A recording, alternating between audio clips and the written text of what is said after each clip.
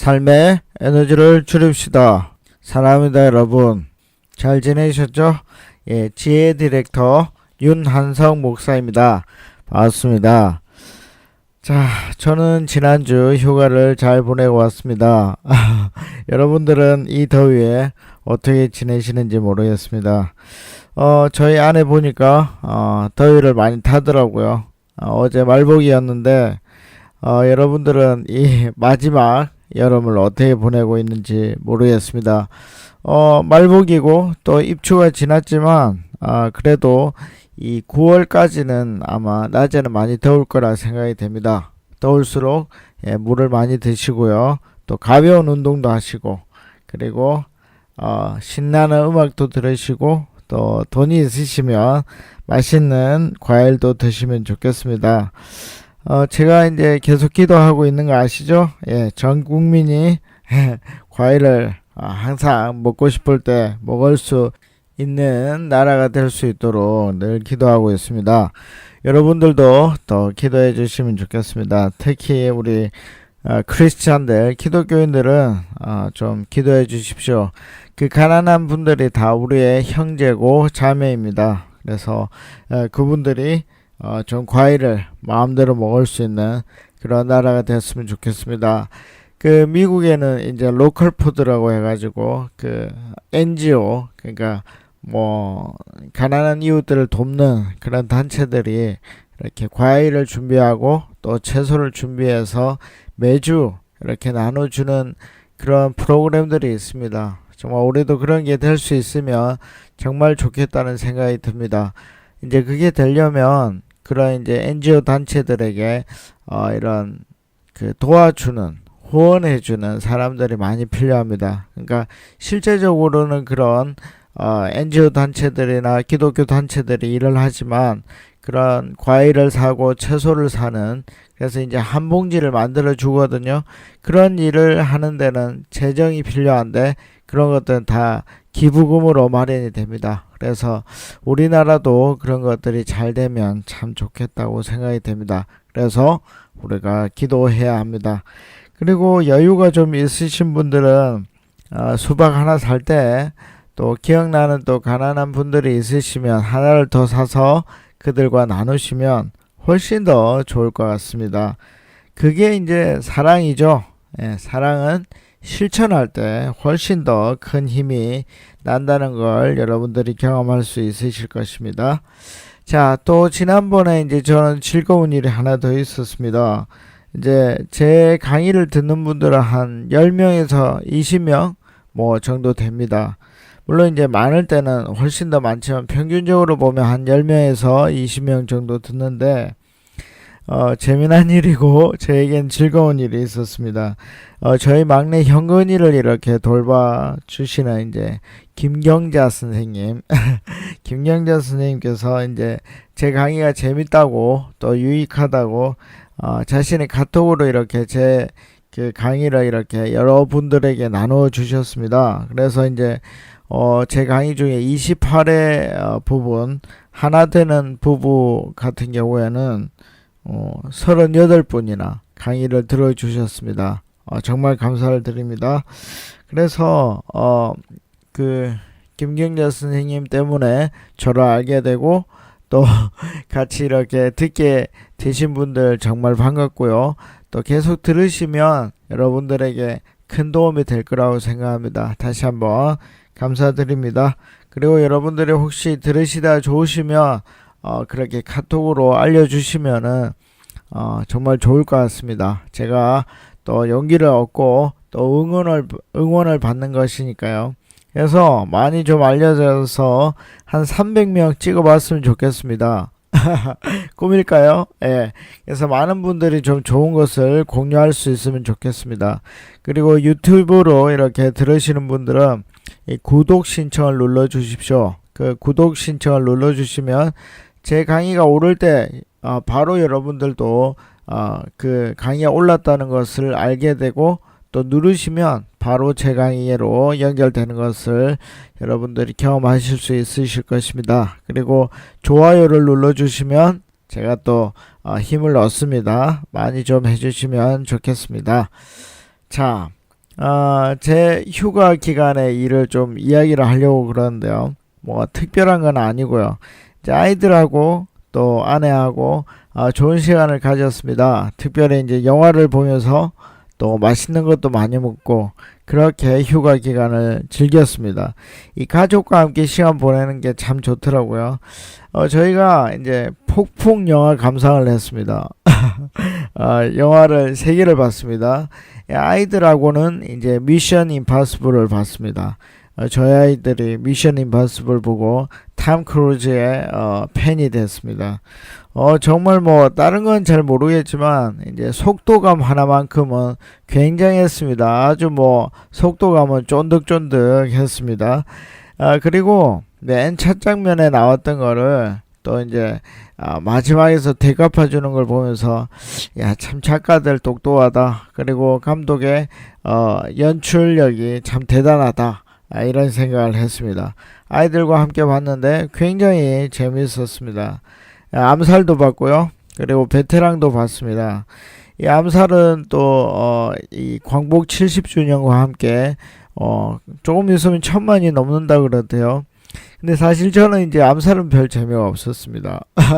뭐 반전도 별로 좀 밋밋했고 뭐 웃긴 것도 아니고 또 그 참 슬프고 감동적인 것도 아니었습니다.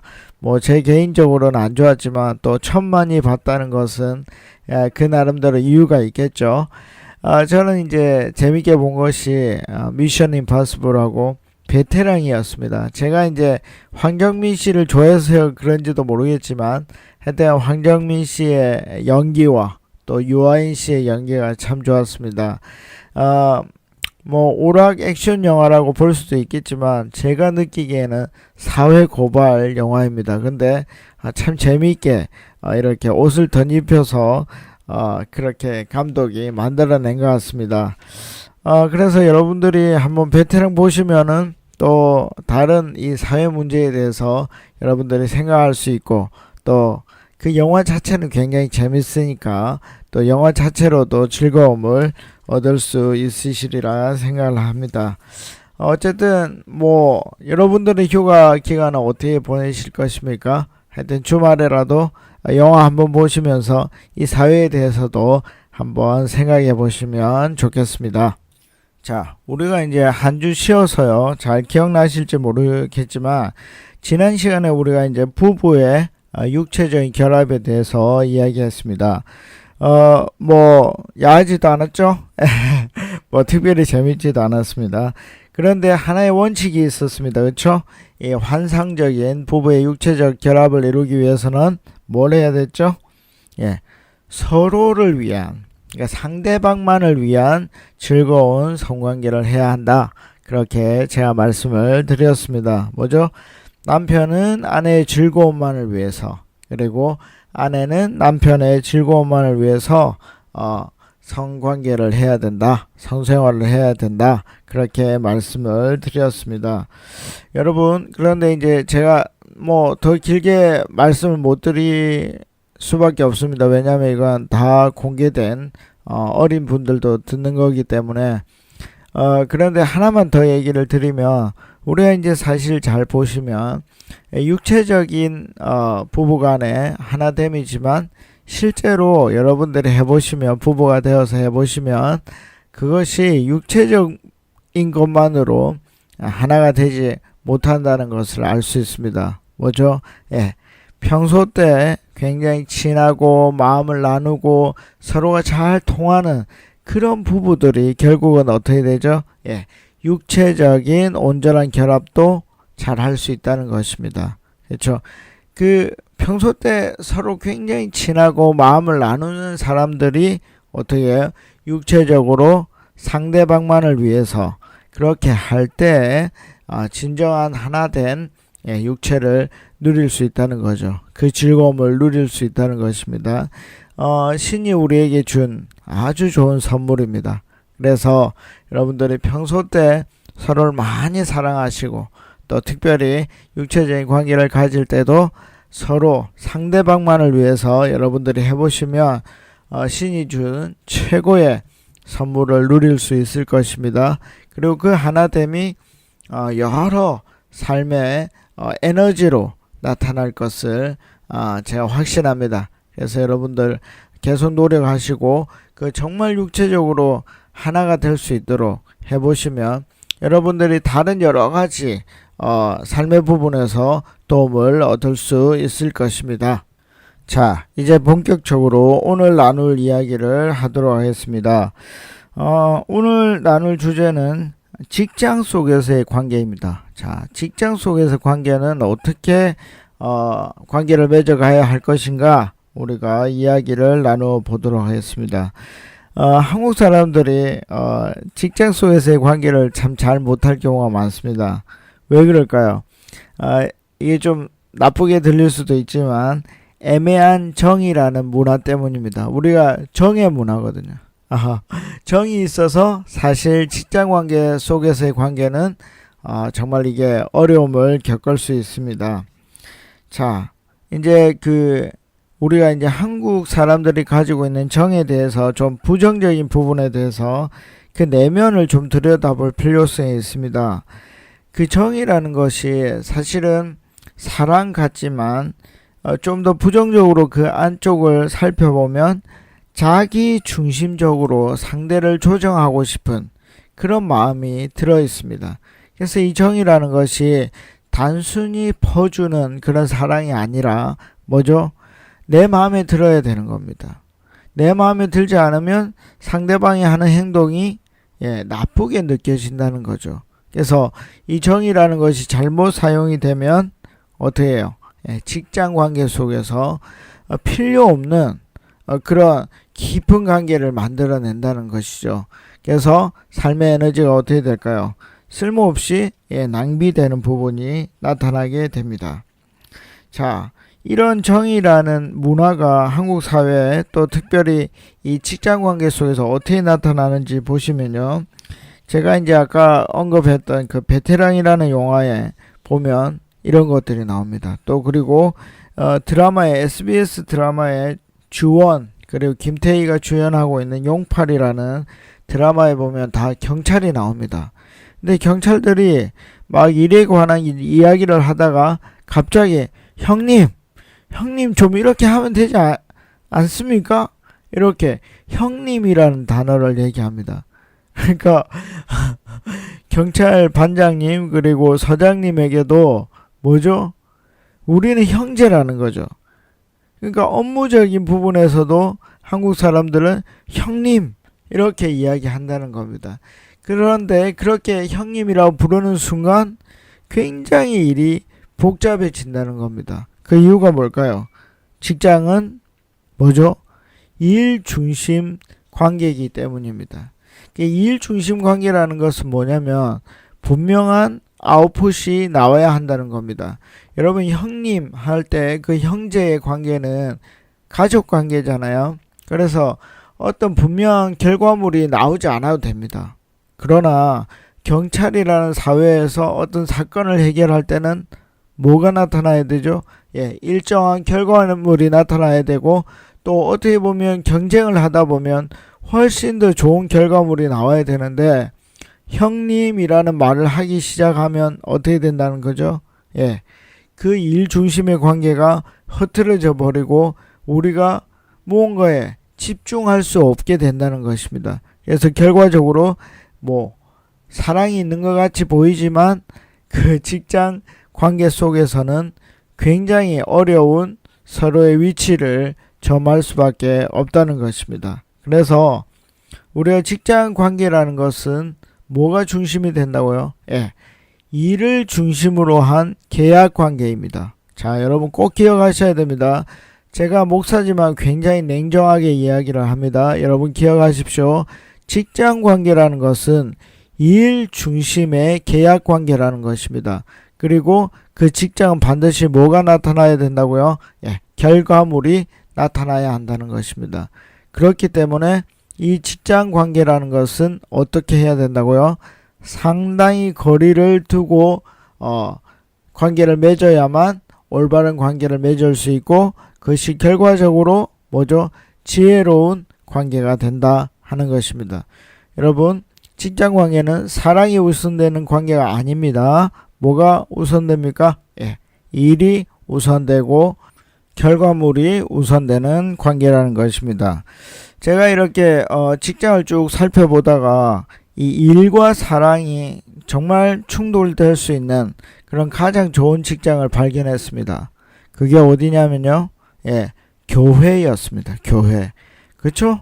교회는 사랑과 일이 공존하는 곳이거든요. 그래서 목사의 이야기를 하려고 합니다. 목사가 목사를 까는 거는 별 문제가 아니겠죠? 예. 성도가 목사를 까면 좀 야단맞겠지만 목사를 까면 괜찮을 것 같습니다. 자, 여러분, 이런 목사를 잘라야 될지 말아야 될지 여러분들 한번 생각해 보십시오. 자, 교회에는 새벽 기도라는 것이 있습니다. 예. 이 새벽 기도는요, 목사에게는 사실 본인의 기도 시간이면서 동시에 근무 시간입니다. 자, 이해하시죠? 자, 목사에게 새벽 기도는 뭐라고요? 근무 시간이라는 겁니다. 자, 일반적으로 새벽 기도는 보통 한 오전 5시나 그리고 5시 반쯤 시작이 됩니다. 그러니까 목사는 보통 새벽 4시나 4시 반부터 일이 시작이 되는 겁니다. 그런데 어떤 한 목사가 자기 담당 요일에 새벽에 잠을 이기지 못하고 새벽기도에 나오지 못한 겁니다. 그래서 한 교인 60명이 그 목사를 기다리다가 안 오니까 한 30분쯤 지나서 각자 기도하고 돌아간 겁니다. 자, 근데 다음 주에도 그 목사님이 맡은 그런 요일에 이 목사님이 20분이나 지각한 겁니다. 자, 교인들이 어떤 생각을 하게 될까요? 예. 이 목사님이 담당하는 요일만 되면 불안하기 시작한 겁니다. 왜냐하면 언제 어떻게 어떤 일이 일어날지 알 수 없으니까요. 자, 여러분 생각해 보십시오. 이 목사의 약점을 이해하고 사랑으로 이 목사를 안아주는 게 맞습니까? 여러분들은 어떻게 생각하십니까? 예, 저는 옳지 않다고 생각을 합니다. 왜냐하면 예, 그 사람은 목사이고 새벽기도는 사랑이 우선되지 않는 뭐죠? 예, 일이기 때문입니다. 근무이기 때문에 그 일에 있어서는 철저함이 필요하다는 것입니다. 또 한 가지 예를 들어보겠습니다. 자, 어떤 한 목사가 거짓말을 한다고 생각을 해봅시다. 몸이 아프지도 않는데도 몸이 아프다고 거짓말하고 자기의 할 일을 하지 않는 겁니다. 예를 들면 이 교회에서도 어떤 통계를 내고 업무를 처리하는 일이 있습니다. 그런데 이 목사님이 거짓말을 하고 그 통계 기일에 통계를 올려 보내지 않습니다. 그러면 교회가 해야 될 일을 할 수가 없습니다. 그런데 이런 일이 반복되고 늘 거짓말을 붙이는 겁니다. 여러분, 이런 목사 사랑으로 끌어안아야 될까요? 예. 여러분, 이건 굉장히 중요한 부분입니다. 사랑과 일이 공존하는 교회이지만 이 목사에 대해서는 자격을 박탈할 수밖에 없는 겁니다. 여러분, 깊이 한번 생각해 보십시오. 일을 중심으로 두었을 때는 단순히 사랑을 전제해서는 안 되는 겁니다. 그 일을 충분히 잘해내는가 하는 것을 평가하는 것이 굉장히 중요한 겁니다. 그래서 교회도 그 목사님과 어떻게 해요? 상당히 거리를 둔 그런 위치를 점해야 한다는 것입니다. 그래서 직장 관계는 거리가 있어야 한다 하는 것입니다. 이걸 꼭 기억하시기 바랍니다. 이거를 일반 직장인들에게도 제가 연결 한번 시켜보겠습니다. 아니, 매일 지각하는 직장인입니다. 여러분 봐줘도 되겠습니까? 매일 거짓말하는 직장인입니다. 그래서 성과를 내야 하는 일에도 불구하고 거짓말로 그 성과를 항상 이렇게 내지 않고 뒤로 미룬다거나, 그리고 실제로 내지 않은 성과를 냈다고 거짓말을 한다면 그 사람과는 일을 할 수 없게 되는 것입니다. 왜요? 이것은 직장이기 때문입니다. 일이 중심되기 때문입니다. 그래서 만약에 자기 속에 이 한국인의 정의라는 개념을 가지고 직장 생활을 하려고 하는 사람이 있다면 빨리 그 정에 대해서 개념을 바꾸시거나 그 정의라는 개념을 버리시는 것이 직장 속에서의 관계를 맺는데 뭐죠? 아주 지혜로운 일이다 라고 말을 할 수 있겠습니다. 자, 다음으로는 사회 초년병들이 많이 겪는 어려움입니다. 직장은 일 중심인데도 불구하고 이 사람들이 되게 재미난 생각을 합니다. 뭡니까? 예, 아빠의 사랑과 엄마의 사랑, 형제 자매의 사랑을 기대한다는 것입니다. 여러분, 기대하시면 안 됩니다. 부장님이 꼭 여러분들을 아빠나 삼촌처럼 대해야 줄 이유가 없습니다. 그렇죠? 왜 제 마음을 이해를 못 해주세요? 이거는 잘못된 생각입니다. 그렇죠? 예, 그거는 가정에서 가져야 될 마음입니다. 그렇죠? 그래서 여러분들이 만약 사회 초년병들이 있으시다면 그건 잘못된 겁니다. 예, 그 생각을 버리셔야 됩니다. 그 부모의 사랑, 형제 자매의 사랑은 직장에서 얻을 수 있는 게 아닙니다. 그렇죠? 예, 그래서 더욱더 이 독립적으로 힘을 내서 그렇게 하셔야 됩니다. 그리고 좀 야단을 치더라도 그것이 일 중심에서 나온 것이고 아웃풋이 모자라서 나온 것이라면 당연한 것으로 받아들이는 것이 뭐죠? 예, 지혜로운 일이다 하는 것입니다. 자, 그래서 이렇게 이제 일 중심이라는 것을 여러분들 마음속에 정립을 하고 또 서로 간에 상당히 먼 거리감을 가졌다면 여러분들은 이제 훨씬 더 쉽게 직장 생활을 해나갈 수 있게 될 것입니다. 자, 그래서 여러분들이 돌아보셔야 됩니다. 내가 어떻게 관계를 맺고 있는가? 직장 속에서 나는 얼마의 거리감을 가지고 있는지 여러분들이 한번 체크해 보셔야 됩니다. 그래서 이걸 나중에 제가 미션으로 드리도록 하겠습니다. 자, 이때까지 제 말을 들으니까 어떻습니까? 윤한성 목사 굉장히 매정하죠. 매정합니다. 일에 있어서는 그럴 수밖에 없는 거죠. 혹시 여러분들 중에 뭐 크리스찬이나 또 비크리스찬일지라도 저하고 다르게 여러분들이 직장 속에서 정말 사랑하면서 이렇게 거리감을 두지 않고 직장에 일을 잘하고 결과물을 잘 내시는 분들이 있으시면 저한테 좀 알려주십시오. 그러면 제가 그걸 참고로 또 제 생각을 수정해 보도록 하겠습니다. 자, 이제 크리스찬들이나 그 비기독교인들 중에서도 사랑을 굳이 사랑을 실천해 보고 싶은 분들이 있으시면 제가 한 두 가지 정도의 방법을 여러분들에게 말씀을 드리려고 합니다. 자, 첫째는요, 그들을 이제 사랑하고 싶다면 정말 완전히 끝까지 사랑하라는 것입니다. 그냥 대충 처음에 직장 동료보다 더 깊은 관계로 사랑하다가 딱 중요한 시기가 돼서 이제 사랑 못하겠네, 이렇게 하지 마시고, 만약에 사랑을 하고 싶으면 완전히 가족처럼, 내 아들처럼, 내 딸처럼, 내 부모처럼 사랑하겠다, 사랑하시고 끝까지 온전하게 사랑하라는 겁니다. 그렇게 하면 됩니다. 자, 두 번째는, 자, 일의 관계와 사람 자체에 대해서 여러분들이 분리하는 작업이 필요합니다. 자, 다시 한번요. 일과 그 사람에 대한 사랑을 분리하십시오. 그렇죠? 그렇게 할 때 우리는 그 사람들을 사랑할 수 있습니다. 자, 첫 번째 경우를 한번 좀 더 자세히 살펴보겠습니다. 이제 제가 미국에 있을 때 보니까 한인들이 이 패밀리 비즈니스를 많이 하는 것을 보았습니다. 이제 미국에 처음에 이민 가면 딱히 할 일도 많지 않거든요. 그리고 이제 인건비를 줄여야 되니까 패밀리가 이렇게 한 사업체를 하는 경우가 굉장히 많습니다. 근데 이제 큰아들의 예를 한번 들어보겠습니다. 이제 제가 큰아들이니까 큰아들이 좀 나쁜 역할을 하도록 하겠습니다.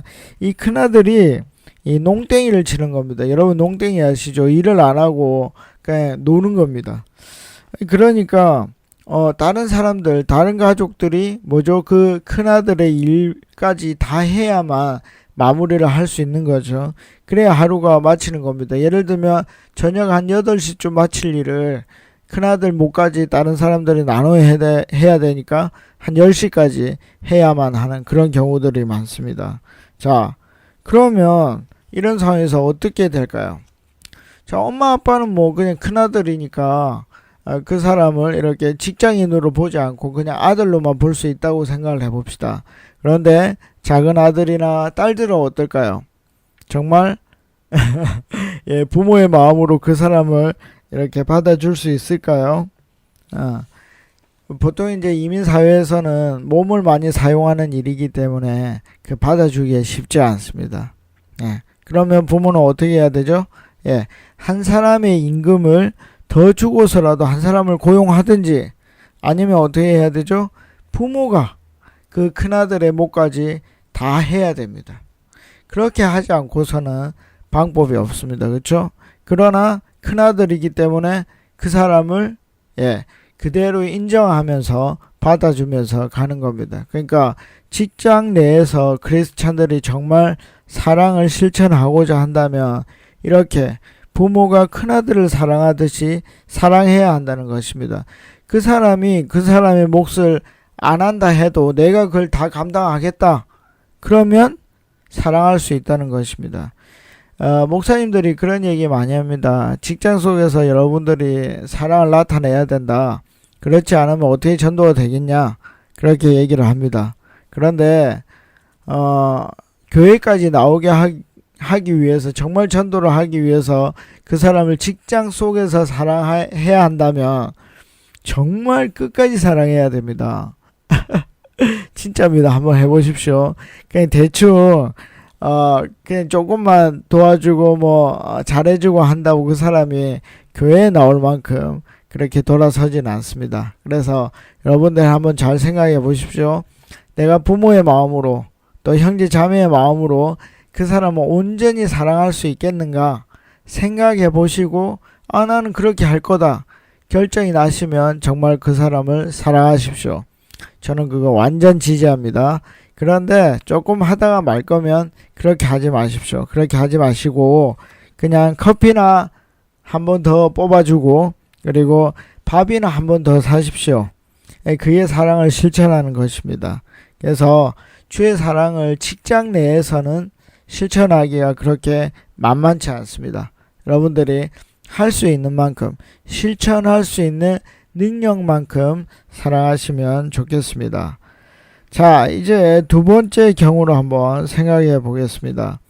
여러분, 일을 정말 못하는 부하 직원이 있다고 생각을 해봅시다. 그러면 어떻게 그를 사랑할 수 있을까요? 일과 사람을 분리하라는 거죠. 예. 직장을 마치고서 이제 직장과 상관없이 그를 도와줘야 한다는 것입니다.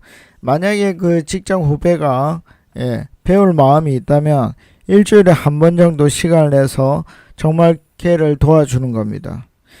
나도 피곤하거든요. 정말 직장 생활을 해보시면 내가 정말 피곤하잖아요. 근데 일주일에 한 번을 정말 힘을 내서 시간을 내고 그를 도와주는 겁니다. 그래서 가르치기도 하고 같이 토의도 하면 좋겠습니다. 그렇게 하면 직장 속에서 건강한 거리감을 두면서도 따로 그를 사랑할 수 있게 되는 것입니다. 자, 쉽지 않죠? 쉽지 않지만 여러분 분리해서 일과 사람을 분리해서 할 수 있다면 직장 속에서 사랑도 실천할 수 있습니다. 자, 이제 마지막으로 제가 주인의 마음, 지금은 주종이 없으니까요. 표면적으로는 없습니다. 어쨌든 상사의 마음과 사장님의 마음을 얻을 수 있는 방법을 여러분들에게 알려드리겠습니다. 그 방법이 쉽겠습니까? 아주 어려울 겁니다. 그러나 방법이 없는 건 아닙니다. 자, 어떤 사람의 마음을 얻기 위해서는 크게 두 가지를 해야 됩니다. 첫째는 뭘까요? 능력입니다. 여러분 꼭 기억하십시오. 능력이 있어야 됩니다. 그 다음에 둘째는 신뢰입니다. 믿을 수 있어야 합니다. 자, 직장 관계는 일 중심입니다. 그러니까 능력으로 결과물을 만들어내야 합니다. 그러면 사장님이 그냥 좋은 말 하는 사람을 좋아할까요? 아니면 실제적으로 자기에게 이익을 주는 능력이 있는 사람을 좋아할까요? 당연히 능력으로 돈을 만들어주는 사람을 좋아할 것입니다. 자, 그러면 둘째는 뭘까요? 능력 다음으로는 신뢰입니다. 신뢰는 또 두 가지로 나눌 수 있는데요. 첫째는 성실입니다. 성실한 사람은 신뢰를 받을 수 있습니다. 둘째는 뭘까요? 그 성실은 뭘로 이루어져야 되죠? 정직으로 이루어져야 됩니다. 이 사람은 본능적으로요, 자기 약점이나 잘못된 점을 감추려고 하거든요. 그런데 이걸 의식적으로 이겨내는 겁니다. 그게 바로 정직이죠. 그래서 불이익이 있음에도 불구하고 정직을 실천하면 사장님이나 상사로부터 신뢰를 얻어낼 수 있는 것입니다. 이제 우리가 다시 처음으로 돌아가서 실력에 대한 이야기를 다시 한번 해보겠습니다. 자, 실력 역시 뭐죠? 정직에서 나옵니다. 여러분, 제가 이제 앞에 강의에서 몇 번 말씀을 드렸는데 정직이 진정한 실력을 만들어냅니다. 기억하실 것입니다. 자, 모르는 게 있으면 정직하게 모른다고 말을 하고, 그리고 밤에 따로 그 모르는 것을 정직하게 공부하는 겁니다. 그렇죠? 못하는 것이 있으면 또 정직하게 말하고 잘하게 될 때까지 정직하게 그것을 만들어내는 것입니다. 그렇게 하면 그 정직 속에서 실력이 쌓이는 것입니다. 이 정직하면요, 결과적으로 부지런할 수밖에 없거든요. 모르는 것을 알아내고 또 못하는 것을 잘하게 하려면 성실할 수밖에 없는 것이죠. 그 성실이 바로 부지런함입니다. 그렇죠? 그래서 사실 실력과 이 신뢰는 정직한 삶의 태도에서 출발한다고 볼 수 있는 것입니다. 이렇게 하면 어떻게 될까요? 상사나 사장님의 마음을 얻을 수 있는 것입니다. 심지어 부하 직원들의 마음까지도 얻을 수 있습니다. 자, 제가 말하는 가치 있는 삶, 의미 있는 삶, 이 뭐라고 말씀을 드렸죠? 사람의 마음을 얻는 삶입니다. 제가 이제 죽을 때 하고 싶은 게 많은 사람들의 마음을 얻는 것입니다. 그렇죠? 그러려면 능력도 있어야 되고 정직함으로 신뢰도 만들어 가야 되는 것이죠. 그렇게 하면 정말 죽을 때 그래, 내가 잘 살았어. 그래도 의미 있는 삶을 살았어. 왜요? 사람을 얻었기 때문입니다. 그렇죠? 자, 직장 속에서 관계를 잡는다는 것은 쉬운 일이 아닙니다. 왜냐하면 사랑의 관계가 아니라 뭐죠? 일 중심 관계 속에서 사랑을 실천해야 되기 때문입니다. 그래서 상당히 먼 거리감을 가져야 됩니다. 그렇죠? 그 먼 거리감 속에서 어떻게 해요? 자기 일을 정직하고 성실히 해가는 것이죠. 그렇게 될 때 의외로 관계가 회복되고 그들과 좋은 관계를 맺을 수 있게 되는 것입니다. 자, 여러분들이 직장 속에서 이 두고 있는 거리감을 잘 한번 체크해 보십시오. 분석해 보십시오. 내가 제대로 일 중심의 관계를 잘 맺고 있는가, 거리를 잘 설정하고 있는가, 요걸 체크해 보셔야 됩니다. 그래야 여러분들의 삶의 에너지를 줄일 수 있습니다. 자, 아까 미션 말씀드렸죠? 이번 주에 여러분들이 해야 될 미션은 뭐냐면 거리감을 체크하는 겁니다. 내가 부장님은 어떻게 생각하는지, 대리를 어떻게 생각하는지, 과장님은 어떻게 생각하는지, 얼마 정도의 거리를 두고 있는지, 그 거리에 따라서 상당히 멀리 있으면 있을수록 여러분들은 상처를 덜 받게 될 것입니다. 이게 분명합니다.